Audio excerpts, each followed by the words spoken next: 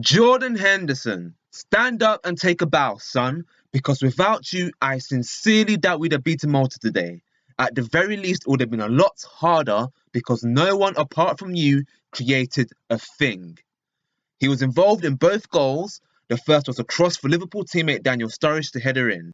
The second, if you can believe it, came at the end of 29 passes. 29 passes, England, which Henderson sped up by charging through and combining with Daniel Sturridge for Dele Alli to score. As if that weren't enough, I counted at least 3 other chances Hendo created for his teammates.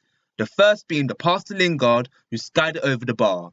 Another was a cross to Dele Alli, whose header was saved, and then Daniel Sturridge just blazed it over the bar. Lastly, in the second half, another cross for Sturridge, who couldn't control it. Henderson had the most touches, he made the most passes, and created almost half of England's chances throughout the whole game.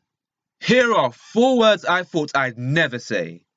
Henderson ran the show, which is strange because I thought it was Rooney's job to dictate.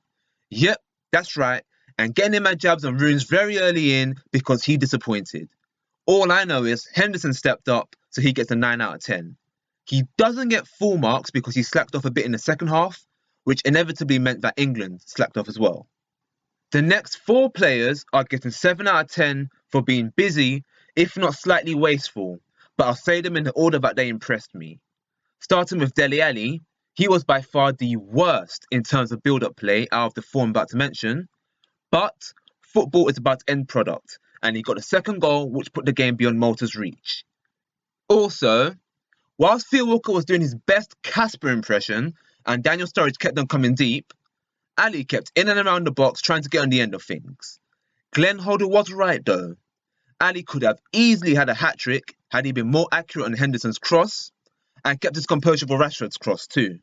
Next up is Daniel Sturridge, and in many ways this performance personified a lot of what I think about him, and that's a quality player who perhaps thinks he's better than what he actually is and is normally out of sync with what everyone else is doing. He never touched the ball in the opening 10 minutes, and when he eventually did, he never did much with it, except for isolated moments such as his involvement in Dele Alli's goal and his brilliant header for the opener.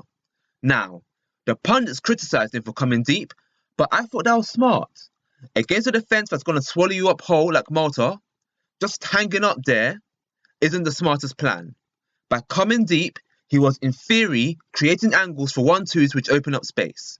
But in practice, Daniel Sturridge isn't decisive enough to do this regularly. He missed an open goal, and aside from Theo Walcott, Sturridge completed the least amount of passes. He is the walking definition of a luxury player. Third on this list is Jesse Lingard. I weren't too impressed with him at first, as he wasted 2 glorious chances created by Jordan Henderson, which was blazed over the bar, and later on Daniel Sturridge's through ball, which was headed tamely at the goalkeeper. But I felt Lingard was the only one on top of his game in the second half. He had a couple runs which caused panic. The best was when he slipped in Theo Walcott, whose chip was saved. This is probably a generous 7, but I'm feeling that... Sorry. Lingard, take this 6. You were 6 out of 10. As to was Marcus Rashford, who did as much as Jesse Lingard did in just 23 minutes. Despite having a cameo performance, Rashford created more chances than any other England player apart from Henderson. He was also the joint second highest, with Daniel Sturridge, Rooney and Theo Walcott in terms of dribbles completed.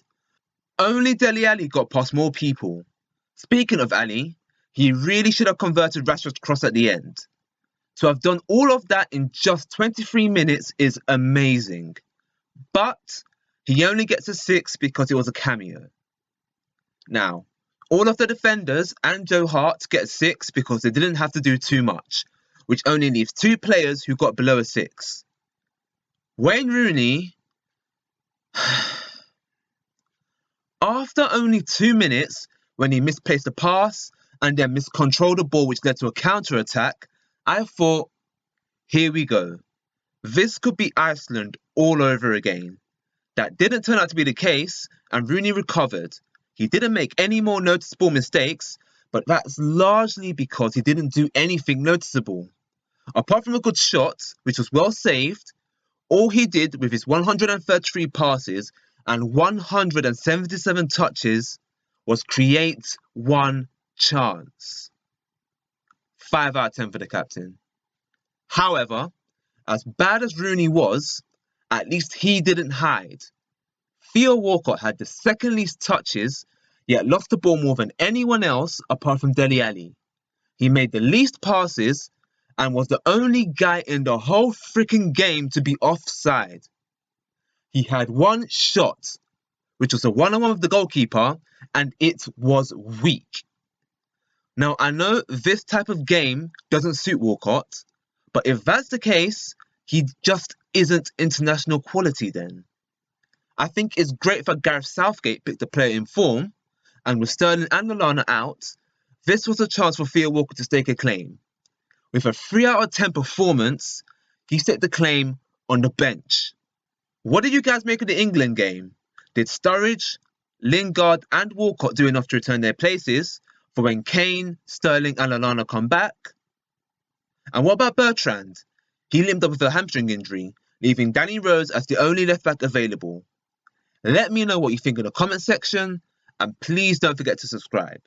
Till next time, take care.